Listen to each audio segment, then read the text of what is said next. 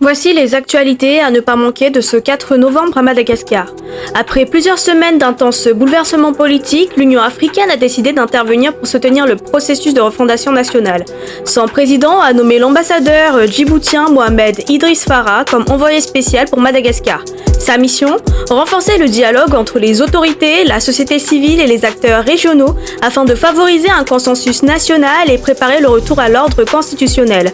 Diplomate expérimenté, Mohamed Idriss Farah est reconnu pour son rôle dans la médiation du conflit au Tigré entre 2022 et 2023. Sur le plan national, le Premier ministre continue d'enchaîner les réunions stratégiques pour relancer le pays. Le 3 novembre, il a réuni à Maazouariv les représentants de Madagascar Airlines et plusieurs ministres afin d'aborder la restructuration du transport aérien. Objectif : remettre Air Madagascar sur pied et assurer la viabilité de Madagascar Airlines.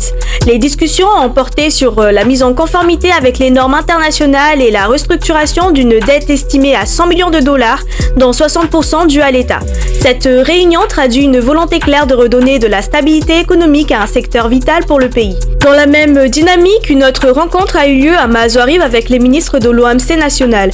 Le Premier ministre y a insisté sur l'importance de renforcer la sécurité, de protéger la population et les biens, et surtout de maintenir la stabilité sociale sur l'ensemble du territoire. Il a également rappelé que la réussite de la refondation dépendra du respect de la loi, de la solidarité et de la responsabilité collective des dirigeants comme des citoyens. Sur le plan politique, ce 4 novembre, le Comité pour la défense de la lutte, KMT, a élu son bureau. Composé d'acteurs politiques, de représentants syndicaux, de la société civile et de la diaspora, ce comité se donne pour mission de suivre les revendications citoyennes et de veiller à ce que les réformes engagées aboutissent à de véritables changements. En parallèle, la HCC poursuit son travail d'arbitrage institutionnel. Selon 24/24 AMG, 6 dossiers sont actuellement à l'étude concernant la réintégration d'anciens parlementaires et la constatation de vacances de sièges au sein du Parlement et du Sénat. Mais sur les réseaux sociaux, la tension monte.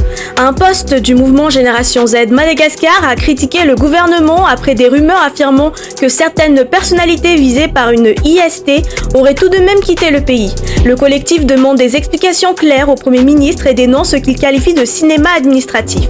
Enfin, l'actualité du jour est marquée par un drame en mer.